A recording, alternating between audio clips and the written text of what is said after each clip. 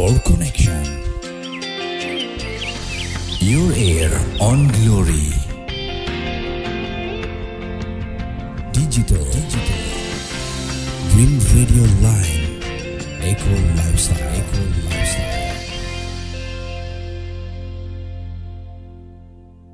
Oke, baik. Selamat malam. Kembali lagi dengan saya Nikita dalam special talk show.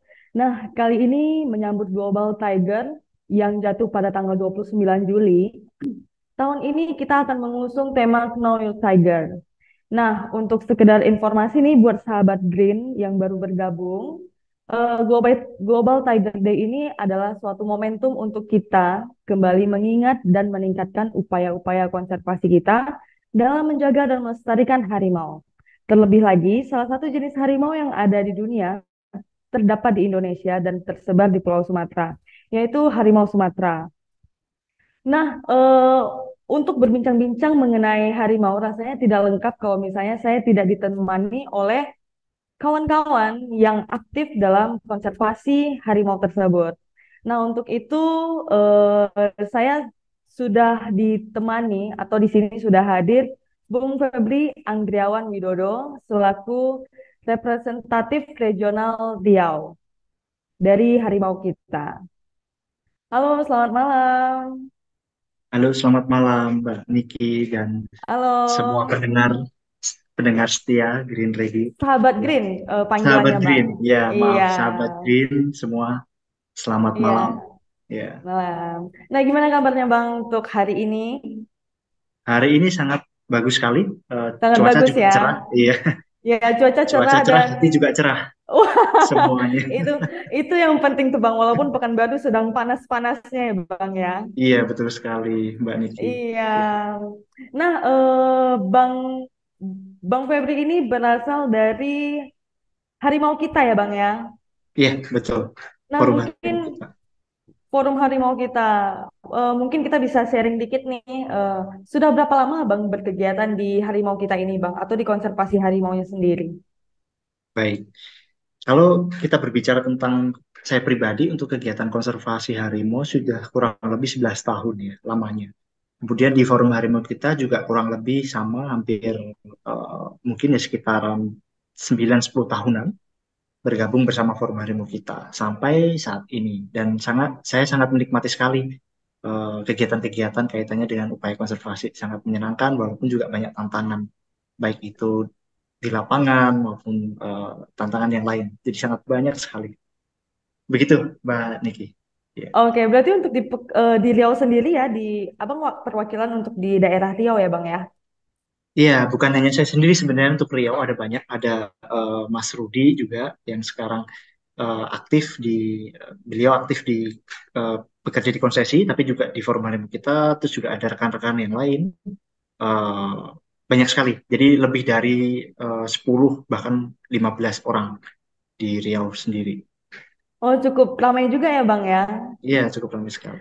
Nah, berbicara tentang harimau, sebetulnya kan kalau di Indonesia sendiri itu kita ada 3 jenis spesiesnya ya Bang ya, 3 jenis harimau ya.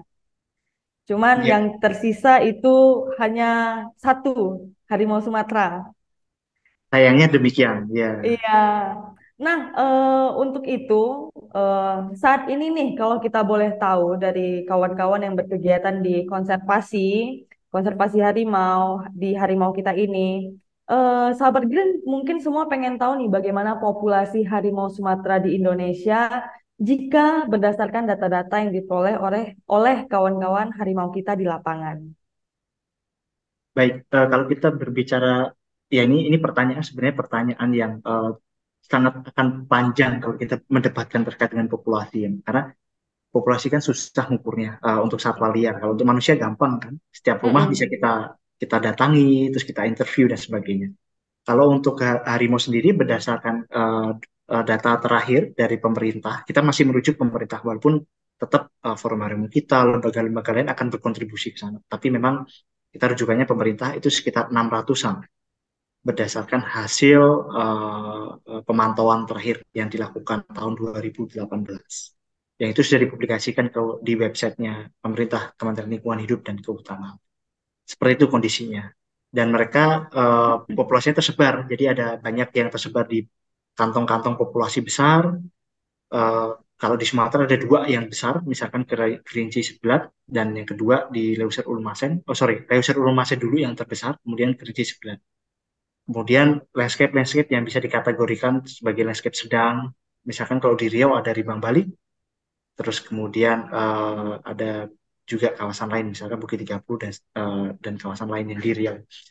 Ada juga landscape-landscape yang mampu mengakomodasi eh, karena carrying capacity, daya dukungnya sangat kecil, hanya mampu mengakomodasi populasi-populasi kecil. Nah, itu contohnya kalau di Riau, kawasan rawa-rawa gambut, kemudian kawasan hutan dataran rendah, misalkan kalau rawa gambut ada di Kerumutan, di Kampar Peninsular, kemudian di Senepis, kemudian yang di dataran rendah ada Tesonilo, kemudian ada di beberapa tempat yang lain. Begitu secara umum, Mbak Niki. Oke, berarti memang data ya kalau berbicara tentang satwa satwa yang hidup di alam liar gitu ya, memang susah untuk ngedatanya ya Bang ya. Cuman secara ditarik garis besarnya itu mungkin sekitar 600-an yang tersebar di Pulau Sumatera ya Bang ya. Iya, 600 itu pun nilai tengahnya ya. Jadi Nilai memang tengah. ya ada yang, jadi kalau kita menghitung populasi kan ada populasi minimum, nilai tengahnya, kemudian populasi nilai apa namanya istilahnya confident interval. Jadi taraf kepercayaannya berapa. Jadi ada yang terendah sampai tertinggi. Nah, di tengah-tengahnya itu sekitar 600 tadi. Oke, nah kalau berdasarkan landscape sebaran hidupnya si harimau tadi, untuk di Riau sendiri, Bang, kawan-kawan harimau kita itu udah mendeteksi atau melihat di mana, di daerah mana yang paling banyak dijelajahi oleh harimau Sumatera sendiri. Ya, kalau di Riau secara spesifik Mbak Niki dan Sobat Green semuanya, ini kita ketahui Riau cukup unik ya. Jadi Riau itu punya tiga kategori habitat yang berbeda. Yang pertama punya rawa gambut. Ya, mungkin Sobat Green semua familiar. Kita punya tempat-tempat yang basah, lahan basah berair, rawa-rawa. Kemudian juga dataran rendah. Kemudian juga perbukitan. Nah, perbukitan kalau rawa-rawa ya mulai dari rawa pesisir, dataran rendah di tengah-tengahnya, perbukitan mulai perbatasan ke Provinsi Sumatera Barat dan provinsi sekitarnya.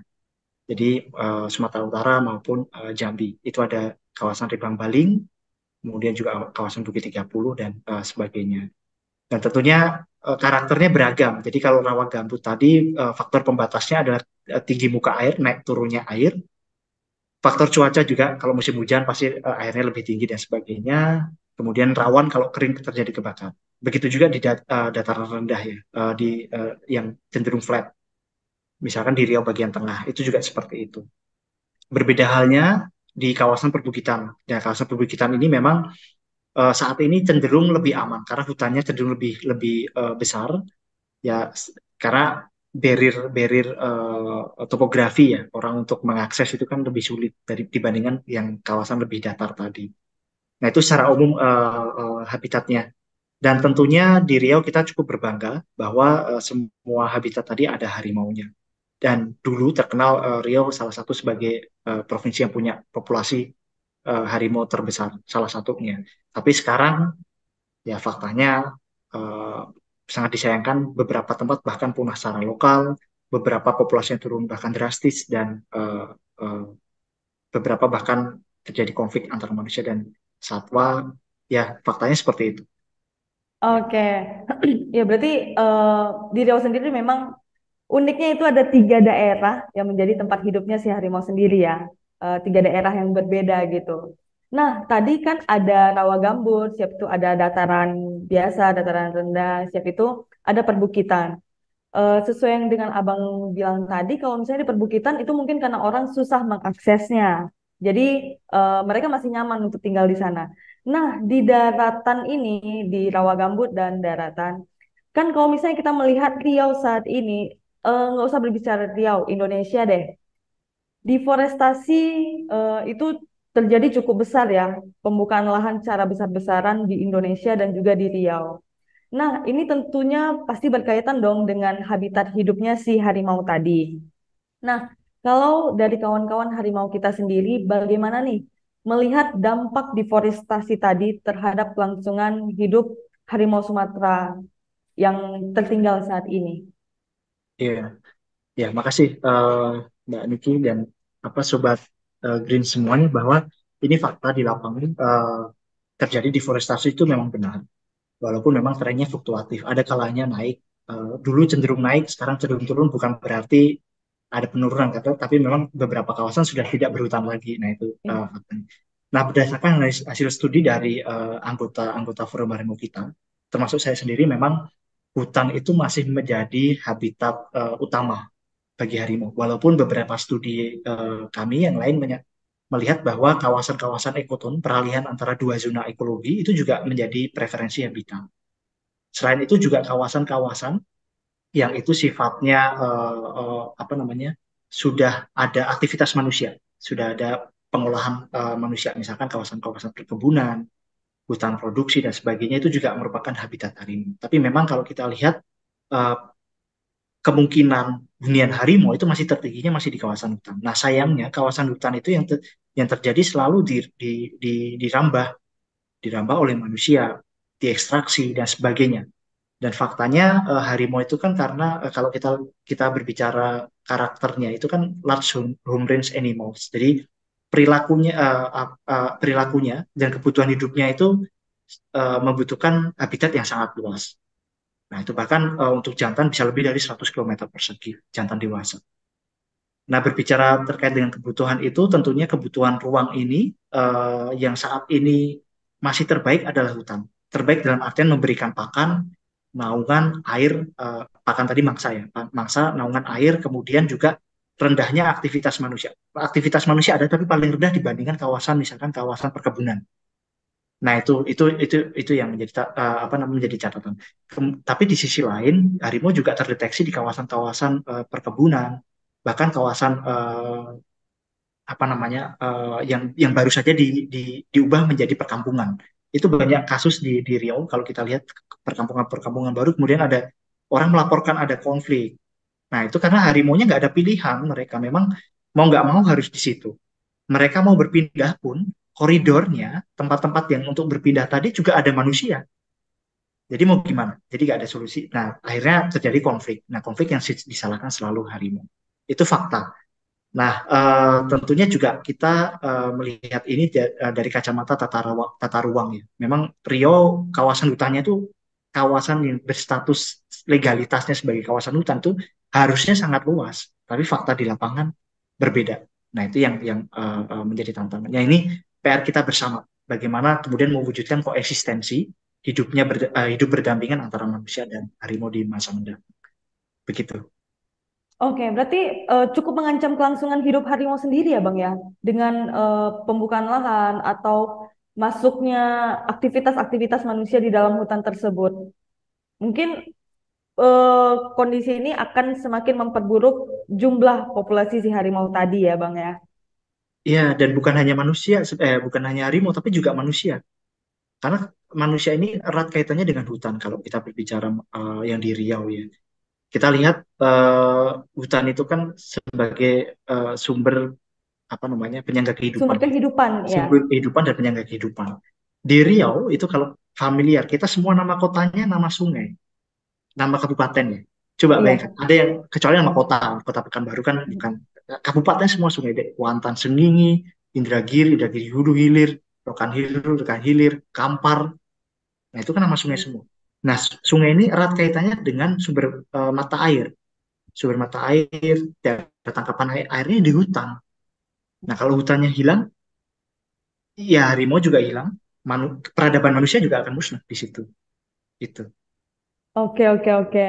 Nah, tadi yang dari yang Abang sampaikan, memang ketika pembukaan lahan atau masuknya aktivitas masyarakat, terkadang si harimau ini juga bingung mau kemana. Karena tempat dia udah dimasuki oleh aktivitas-aktivitas yang tidak seharusnya gitu ya kan. Nah, setelah itu terjadi konflik. Tentu kawan-kawan yang berada di harimau kita itu sering dong menanggapin atau menengahi konflik antara harimau dengan manusia. Lantas apa yang dilakukan oleh kawan-kawan dalam menangani konflik-konflik harimau dan manusia tersebut? Baik, ini pertanyaan menarik. Jadi kalau kita berbicara konflik, memang ada banyak lapisan yang harus kita jawab tantangannya. Forum Harimau kita selama ini juga kami di tingkat nasional, payungnya dulu nih, tingkat nasional yang lebih Mm-mm. luas, kami juga mendorong ada beberapa kebijakan-kebijakan terkait dengan mitigasi atau pencegahan konflik. Demikian juga kami juga mengembangkan beberapa panduan panduan untuk mitigasi konflik yang kemudian itu bisa digunakan oleh berbagai pihak untuk menekan dampak negatif terjadinya konflik antara manusia dan harimau. Itu di tingkat nasional, Mbak. Kemudian di tingkat TAPA itu juga dilakukan dengan bekerja sama dengan elemen-elemen yang ada di daerah. Itu sangat penting. Jadi karena forum harimau kita itu kan membernya, anggotanya juga banyak tersebar di daerah. Nah, itu yang kemudian kita upayakan bagaimana berkontribusi untuk menekan konflik dengan aksi-aksi nyata, misalkan melakukan penyadartahuan. Kemudian kalau ada respon konflik juga biasanya kami juga memberikan apa namanya kajian-kajiannya. Misalkan ini terjadi konflik di tempat A, ini harimaunya mau diapakan? Kita harus beri kajian dulu. Oh, di situ ternyata populasinya tinggi dan sebagainya, apakah boleh dipindahkan atau tidak. Nah itu dipindahkan pun nanti dipindahkan kemana harus ada kajian. Mulai dari aspek ilmiah itu. Kemudian juga kami berupaya juga menangani kaitannya dengan apa namanya peningkatan kesadartahuan dan kesiapan masyarakat dengan pelatihan-pelatihan itu penting. Yang sudah dilakukan forum harimau kita di Riau itu contohnya di beberapa kawasan konsesi karena di situ ada harimau, ada masyarakat juga ada pekerja. Itu sudah dilakukan beberapa kali waktu itu serial peningkatan kapasitas maupun kesadartahuan. Nah ini memang tantangannya orang itu kan keluar keluar dan masuk berpindah terus kadang lupa dan sebagainya. Ini bagaimana ini bisa dilakukan secara intensif, kemudian juga terus-menerus. Jadi nggak hanya uh, dalam 1 tahun mungkin 1 kali tidak, tapi terus-menerus. Dan ini perlu dukungan, termasuk juga Sobat Green yang mendengarkan sesi hari ini harapannya juga bisa membantu kami, kita bersama untuk menyebarkan informasi-informasi terkait harimau. Dan pada akhirnya juga nanti membantu untuk upaya mitigasi konflik antara manusia dan harimau.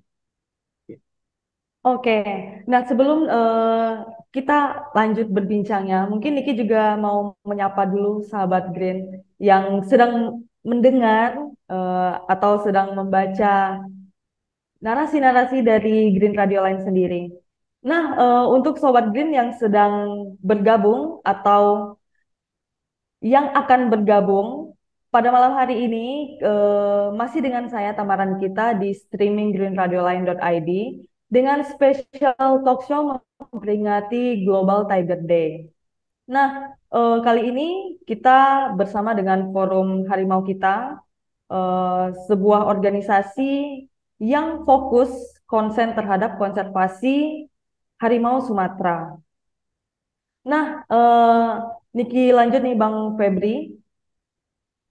Tadi untuk mencegah atau menangani konflik-konflik yang terjadi antara harimau dengan manusia, Forum Harimau kita sendiri udah melakukan berbagai upaya menjadi penengah nih antara harimau dengan manusia. Salah satunya seperti meningkatkan kesadaran manusia, meningkatkan kapasitas. Nah, mungkin itu antara Forum Harimau kita dengan masyarakat. Namun, apabila tidak didukung dengan kebijakan pemerintah setempat atau pemerintah pusat, tentu itu juga tidak akan kuat. Nah, lantas bagaimana Forum Harimau kita melihat atau melihat kebijakan pemerintah terhadap konservasi harimau Sumatera ini saat ini? Ya, ya. Kalau kita berbicara terkait dengan kebijakan dan peran pemerintah kita memang eh, sangat-sangat bagus sekali. Jadi memang ada progres yang sangat-sangat signifikan terjadi ketika kita flashback di sekitar tahun 2010 ya.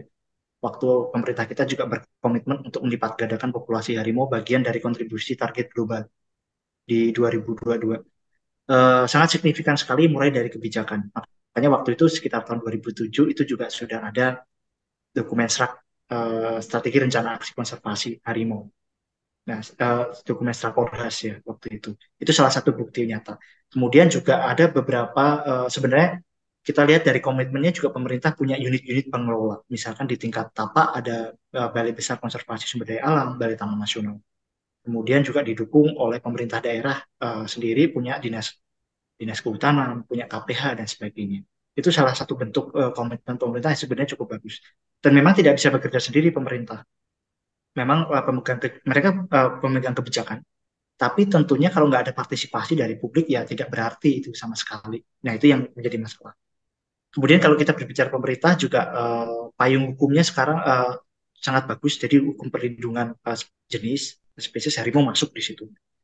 Termasuk juga target 25 spesies prioritas waktu itu juga masuk. Jadi memang harimau sudah diakomodir oleh pemerintah kita, baik di tingkat nasional maupun di tingkat daerah. Termasuk kalau di Riau sendiri dulu ada task force mitigasi konflik.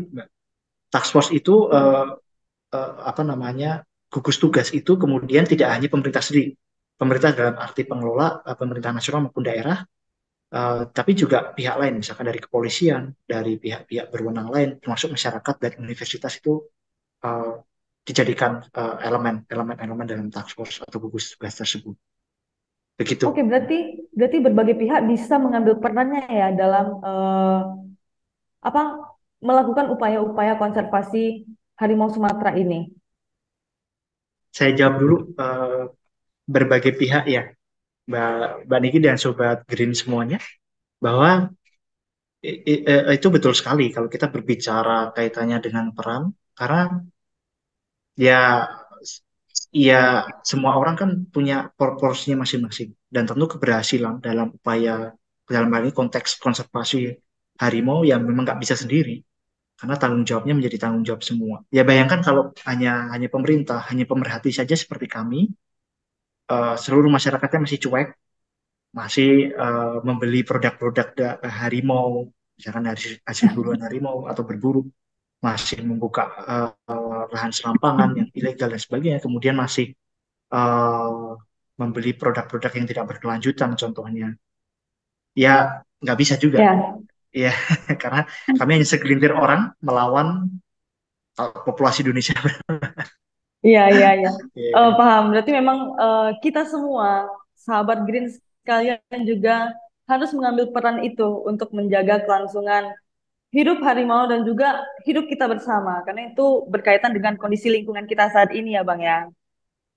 iya, betul Nah, sekali. karena Riau masuk dalam bentang landscape hidup harimau, jika kita dekatkan dengan aktivitas kawan-kawan di forum harimau kita dalam menjaga harimau yang tersisa saat ini, apa saja kendala terbesar yang dihadapi oleh kawan-kawan di lapangan? Baik, ya kalau kendala terbesar sebenarnya masih minimnya partisipasi saja sih, Mbak. Itu aja. Jadi kalau harapannya kalau semua orang lebih sadar terkait dengan satwa, hutan dan lingkungan, itu akan eh, lebih memperluas cakupan keberhasilan konservasi. Karena yaitu konservasi sekarang ini hanya di plot-plot kecil. Jadi kalau kita bicara ya hanya lokasi-lokasi yang seukuran nggak seberapa, itu pun suksesnya nggak maksimal karena masih ada tantangan juga. Nah, dikalikan lokasi yang berantakan itu juga banyak. Itu. Oke, nah kalau untuk di Riau sendiri nih, kejahatan terbesar apa yang ada dalam dunia konservasi harimau? Ya, kalau faktanya di Riau memang kita jumpai masih banyak kasus kematian harimau sebagai akibat dari perburuan. Banyak berarti lebih dari satu ya. Saya nggak katakan jumlahnya puluhan dan sebagainya, tapi lebih dari Iya. satu. Kemudian juga penyusutan habitat masih terus terjadi. Jadi habitatnya menyusut, terfragmen, terkotak-kotak menjadi kawasan yang lebih kecil. Kemudian juga konflik masih sering kita dengar. Bahkan Masih sering ya? ya kita bicara 5 tahun terakhir lah ya. Dulu kasus Mm-mm. ada Bonita, terus ada kasus yang di banyak sekali. Nah itu yang Banyak-banyak. fakta-fakta ya yang nggak bisa kita sangkal lagi itu terjadi. Oke, berarti itu memang kejahatan yang terbesar dalam dunia konservasi ya, menghilangkan nyawa si harimau tersebut ya Bang ya. Sebenarnya kejahatan ya, tapi salah jalan aja. Semoga disadarkan. Semoga disadarkan. Oke. Kemudian yang terpenting satu lagi, Mbak. Ini jadi konsep pembangunan berkelanjutan dalam konteks lokal ini juga penting. Karena ini yang menjadi kunci penentu habitat harimau ini mau diapakan. Kalau ada harimau juga mau diapakan, masyarakatnya juga mau diapakan. Ini menjadi penting. Gitu. Oke, nah ini menarik nih pembangunan. Ya memang pembangunan itu tidak akan pernah terlepas ya dari apa ya dari kehidupan di negara ini. Nah, seringkali pembangunan-pembangunan itu memang akhirnya membuka hutan, siap itu eh, apa menghabiskanlah wilayah-wilayah hidup satwa-satwa liar ataupun satwa yang dilindungi di dalamnya. Nah, Forum Harimau kita sendiri bagaimana melihat pembangunan dan pembangunan infrastruktur di daerah-daerah yang mana itu masih merupakan habitat si harimau tadi. Ya. Jadi kalau kita berbicara terkait pembangunan ada beberapa tipe. Yang pertama pembangunan yang tidak terelakkan. Misalkan itu memang mandat nasional atau memang harus kalau tidak terjadi sesuatu yang sangat buruk itu tidak terelakkan. Ada yang memang masih dalam kontrol, artinya itu tidak perlu dilakukan, tapi kenapa dilakukan itu ada. Nah kalau kita itu sebenarnya kalau kita berbicara dengan konteks strategi konservasi dan rencana aksi harimau di tingkat nasional, kami juga mendorong sebenarnya misalkan dari perancangan tata ruang.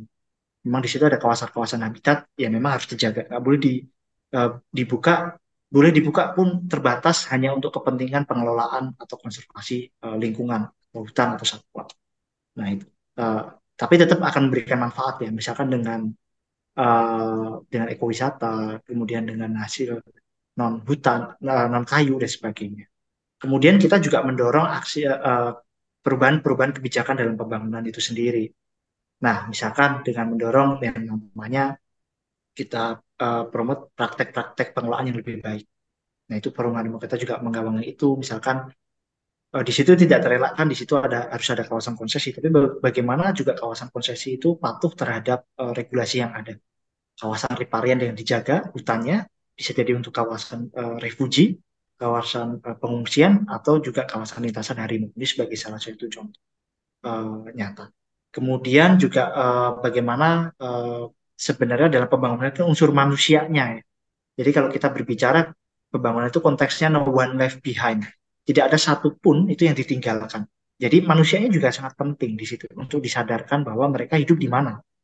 Bahkan kalau ada perkampungan di kawasan habitat harimau harus diapakan. Itu juga kita coba gaungkan. Dan tentunya effort ini tidak seberapa karena sumber daya kami juga terbatas. Dan tentunya kembali lagi ini perlu partisipasi dari semua pihak, baik itu otoritas, eh, civil society, masyarakat itu sendiri, dan akademisi dan publik yang lebih luas. Begitu, Mbak. Oke, memang memang sekali lagi diingatkan bahwa ini membutuhkan banyak pihak untuk bisa bekerja sama ya, menjaga kelangsungan hidup lingkungan kita dan juga kelangsungan hidup harimau Sumatera ini. Nah, sejauh ini Forum Harimau kita, mungkin sahabat Green semua ingin tahu nih program-program apa saja sih yang dilakukan oleh Forum Harimau kita untuk melindungi satwa ini. Ya, jadi kalau kita berbicara program harimau kita, memang di tingkat nasional kita juga ada penguatan ke pemerintah, ke otoritas, misalkan dengan melakukan pelatihan-pelatihan terkait dengan pemantauan harimau, misalkan mitigasi konflik dan sebagainya. Kemudian dukungan-dukungan terhadap perbaikan kebijakan, dokumen-dokumen teknis dan sebagainya. Terus kemudian kita juga melibatkan generasi-generasi muda. Ada Tiger Heart, itu ada logonya di acara ini ada logonya. Jadi itu juga menjadi ini karena kita harus menjadi anak-anak muda ini kan harus menjadi perhatian serius. Energinya gede, besar, tapi begitu tidak diwadahi dengan bagus banyak penyelewengan. Makanya kasus kenakalan remaja dan sebagainya itu kan harus kita wadahi sebenarnya. Energi-energi itu Iya. diarahkan ke positif. Nah itu salah satunya. Kemudian juga studi-studi ini tetap dilakukan. Yang terkini adalah studi terkait dengan Sumatera White Tiger Survey. Jadi survei harimau menyeluruh pulau. Itu disurvei kembali untuk mengetahui pertama tingkat hunian, kemudian penggunaan habitat dan pengaruh variabel-variabel habitat terhadap harimau. Itu ada. Dan sekarang masih dalam proses, memang belum studinya sudah kurang lebih sudah 3-4 tahunan ini karena besarnya wilayah pulau, bahkan ini menjadi salah satu survei satwa terbesar di dunia. karena Wow. lebih dari 1 juta hektar yang disurvei, 1.700.900.000 hektar itu ya cukup masif sekali ya. Terus di tingkat tapak juga kita ada aksi-aksi nyata. Ini kalau kita juga ada proyek di Rimbang Baling, eh, salah satu juga melakukan upaya pemantauan harimau, perlindungan, kemudian juga pelibatan unsur-unsur masyarakat.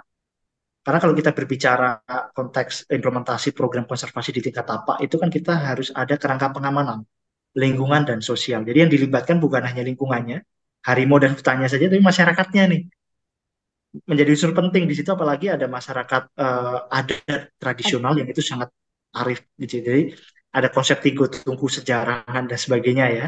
Jadi ada alim ulama, cerdik cendekia dan sebagainya. Saya memang bukan berasal dari sini, tapi saya sangat mengagumi ini karena ternyata ya tadi balik lagi unsur alam termasuk harimau itu ada dalam budaya. Dan kalau kita melihat tadi tren respon negatif orang, itu banyak respon negatif konflik itu ternyata di luar kawasan masyarakat tradisional. Kalau kawasan tradisional biasanya melihat harimau ya positif aja, itu menjadi bagian dari budaya mereka. Nah itu contoh fakta nyata kegiatan kita di lapangan ini. Kemudian juga ada beberapa inisiasi-inisiasi lain. Bahkan Forum Harimau kita ini kan banyak dari latar belakang orang ya. Membernya itu voluntary, kami tidak menerima apapun dari forum harimau kita. Kami juga bekerja dengan pekerjaan kami sendiri, punya latar belakang sendiri dan sebagainya.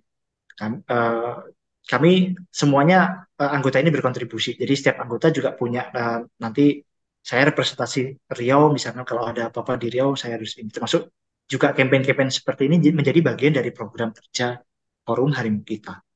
Mungkin itu secara umumnya, Mbak. Oke, memang banyak sekali ya program-program kegiatan dari Forum Harimau kita. Nah, seperti yang Abang bilang tadi, sepertinya banyak anak-anak muda atau siapapun yang ingin terlibat itu bisa gabung juga ya kayak di Tiger Heart atau di Forum Harimau kita sendiri menyalurkan aspirasinya juga, menyalurkan energinya juga untuk ikut serta dalam menjaga kelangsungan hidup harimau. Nah, kalau seperti yang Abang bilang itu masyarakat adat memang sangat unik ya. Eh, di lingkungannya mereka bisa menjaga kawasannya, bisa menjaga satwa yang ada di dalamnya pun dengan kearifan lokal mereka. Apalagi dengan cerita-cerita sejarah mereka yang menganggap harimau itu cukup diagungkan, cukup dituakan. Itu salah satu cara mungkin bagi masyarakat untuk melindungi harimau Sumatera. Nah, tapi bagaimana nih kalau kita berbicara di masyarakat Rimbang Baling saja rasanya nggak fair. Nah, makanya untuk melihat masyarakat secara keseluruhan di mata atau di di dalam kegiatan Forum Harimau kita, itu gimana Forum Harimau kita tuh melihat masyarakat-masyarakat yang hidup di sekitar wilayah hidupnya harimau, apakah mereka peduli dengan keberadaan harimau tersebut? Ya, menarik sekali pertanyaannya, eh, Mbak Niki. Ya, yang perlu kita ketahui bahwa memang kalau dunia ini kan kita lihat itu kan ada binary ya. Jadi eh, ada gelap terang, satu nol, hitam putih, ya kayak gitulah ya. Jadi ada biner, ada dua dua unsur, dua kutub lah ya, Mm-mm. selatan dan utara dan sebagainya. Itu biner ya. Itu hukum alam. Jadi untuk masyarakat sendiri juga ada yang positif, pro, ada yang kontra. Itu wajar. Jadi tapi bagaimana kemudian itu tidak terlalu kita besar-besarkan, tapi kita cari jalan tengah. Yang kontra misalkan problemnya apa? Itu yang harus kita apa namanya, kita carikan solusinya dan sebagainya. Yang pro juga harus kita tingkatkan, jangan sampai yang pro malah jadi kontra. Nah ini yang berupaya selalu kita lakukan. Makanya kampanye-kampanye seperti ini penting, kegiatan-kegiatan di lapangan mengingatkan kembali itu penting, terus kemudian melibatkan banyak pihak itu penting supaya ya tadi kalau kita berbicara ini semacam kalau bisnis itu apa ya, kayak MLM ya. Jadi kalau satu orang itu punya bisa mempengaruhi 2 atau 3 orang aja, nanti 2 3 orang tadi mempengaruhi 2 3 orang di bawahnya lagi, kalikan berapa? Bayangkan kalau itu terjadi dalam setahun itu berapa kali ulangan. Nah, itu ada berapa ribu orang yang kemudian berhasil kita gandeng tangannya, berhasil kita rangkul untuk kembali peduli ke harimau maupun satwa lain, hutan dan lingkungan. Itu. Wah, pasti pasti seru sekali kalau seperti itu ya. Iya. Nah, untuk sahabat Green yang baru bergabung atau yang dari tadi sudah bergabung, masih bersama kita di sini di streaming greentradioline.id dengan spesial talk show memperingati Global Tiger Day. Nah, dan juga Niki di sini masih bersama dengan Bang Febri dari Forum Harimau kita. Nah, selanjutnya nih Bang, kalau kita baca-baca tentang Forum Harimau kita, itu ada program Advancing Human and Tiger Harmony in Timbang Bale Wildlife Reserve Central Sumatera Tiger Landscape. Nah, apa sih program apa sih itu, Bang? Mungkin Abang bisa sharing untuk sahabat Green sekalian. Baik, terima kasih banyak. Jadi ini juga untuk diketahui bersama bahwa eh, kegiatan konservasi harimau dan juga dukungan terhadap keberlanjutan pembangunan di tingkat lokal dan sosial di Bambalan sebenarnya sudah lama. Tapi tetap perlu ditingkatkan. Makanya judulnya kan advancing ya. Jadi meningkatkan kembali eh, bagaimana harmoni itu terjadi. Nah, target utamanya sebenarnya ini kelanjutan dari beberapa program-program sebelumnya, eh, Mbak Niki dan Sobat Green semuanya. Jadi program sebelumnya itu sudah banyak ya di sana. Baik itu utamanya mencakup tiga komponen, komponen eh, satwa dan hutan, harimau dan hutan, habitat, manusia dan kebijakan. Itu tiga-tiga komponen itu sudah. Tapi bagaimana di program ini kemudian ditingkatkan, lebih terfokus ternyata permasalahannya ada isu sosial di sana. Jadi kita mengadres, menjawab tantangan konservasi harimau dari kacamata yang agak sedikit berbeda sosial, tapi tetap harimaunya juga. Makanya program itu ada kunci utamanya adalah pertama kegiatan pemantauan dan proteksi harimau. Terus kemudian kedua kegiatan apa namanya peningkatan kapasitas sosial yang ada untuk upaya konservasi harimau. Kemudian yang ketiga bagaimana dukungan terhadap perbaikan governance kebijakan dan sebagainya. Itu secara umumnya. Oke, memang berbicara tentang konservasi, konservasi satwa itu memang tidak pernah terlepas dari manusia dan lingkungannya ya Bang ya. Memang terkadang orang sering lupa nih, fokus konservasi hutan tapi lupa ada manusia di dalamnya. Fokus Ya, dengan konservasi harimau tapi lupa ada manusia di sekitarnya. ya. Nah, berarti itu memang harus kita bisa kita kombinasikan bersama biar gimana supaya sama-sama hidup dengan nyaman, sama-sama bisa beraktivitas, baik itu manusia, harimau ataupun satwa lainnya yang ada di alam ini. Dan itu Nah, harus, Mbak. iya itu harus karena itu untuk kelangsungan kita juga yang ada di kota juga. Iya, Karena betul. ketika hutan habis, cuaca semakin panas, satwa-satwa banyak kehilangan tempat tinggalnya dan akan semakin terjadi krisis lingkungan. Nah, memperingati Global Tiger Day 2023 ini sebagai forum harimau kita, forum yang fokus terhadap konservasi harimau. Apa yang ingin disampaikan dari kawan-kawan forum harimau kita untuk masyarakat terhadap konservasi harimau Sumatera ini? Khususnya masyarakat yang hidup berdampingan dengan satwa karismatik ini. Ya, baik. Kata kuncinya satwa karismatik benar sekali. Jadi kalau kita berbicara harimau ini kan ya satwa karismatik dan warisan global. Warisan bukan hanya dunia, tapi juga nenek moyang kita mewariskan itu di kita. Dan tentunya menjaganya menjadi tanggung jawab bersama semua pihak. Dan eh, upaya sekecil apapun yang bisa kita kontribusikan itu sangat berarti. Bahkan kesalahan sekecil apapun, misalkan kita berkontribusi untuk perburuan harimau dan sebagainya, itu juga sangat berarti untuk kelangsungan hidup harimau. Yang kita butuhkan adalah sebenarnya konservasi harimau bukan milik segelintir orang saja, segelintir kelompok, tapi milik kita semua. Supaya apa? Harimau ini kan kebanggaan, kebanggaan kita memiliki fungsi ekosistem, penjaga ekosistem, kemudian juga memiliki fungsi terhadap sosial budaya di di Sumatera khususnya. Contohnya silat harimau, terus kemudian masyarakat menyebutnya datuk dan sebagainya itu menjadi bukti bahwa harimau itu penting terhadap budaya juga. Dan tentunya ini menjadi PR bersama, bagaimana harimau ini bisa kita lihat bukan hanya sekarang, tapi bagaimana generasi mendatang. Secara otomatis kalau harimau bisa dilihat generasi mendatang, hutannya, habitatnya bagus. Habitatnya bagus, jasa-jasa ekosistemnya, air, udara bersih, makanan, kemudian mata pencaharian untuk masyarakat tradisional juga akan terjaga.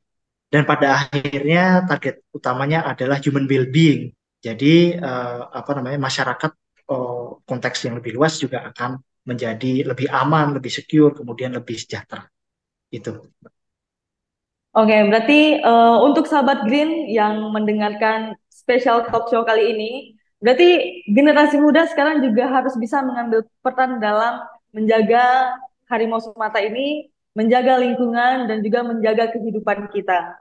Nah, banyak cara yang bisa kita lakukan, seperti menyebarkan berita atau mengkampanyekan berita-berita tentang harimau, tentang lingkungan, bahkan juga mungkin generasi muda ini, anak-anak muda bisa ikut dalam kampanye-kampanye di event Global Tiger Day ini. Nah, untuk itu tidak terasa kita udah 45 menit. Saya Nikita dari greenradioline.id mengucapkan terima kasih untuk Bang Febri.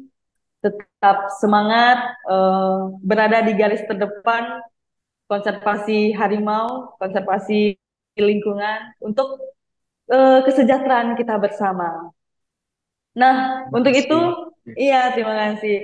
Nah, untuk itu sahabat Green, jangan lupa untuk terus mendengarkan streaming di greenradioline.id. Nah, yang mana special talk show kali ini juga akan disiarkan khusus di tanggal 29 Juli 2023 dalam acara Global Tiger Day.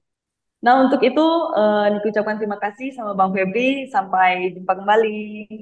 Terima kasih banyak Mbak Niki dan Sobat Bin Iya. semuanya. Sampai jumpa kembali, sehat selalu. Salam konservasi. Time for connection. Your ear on glory.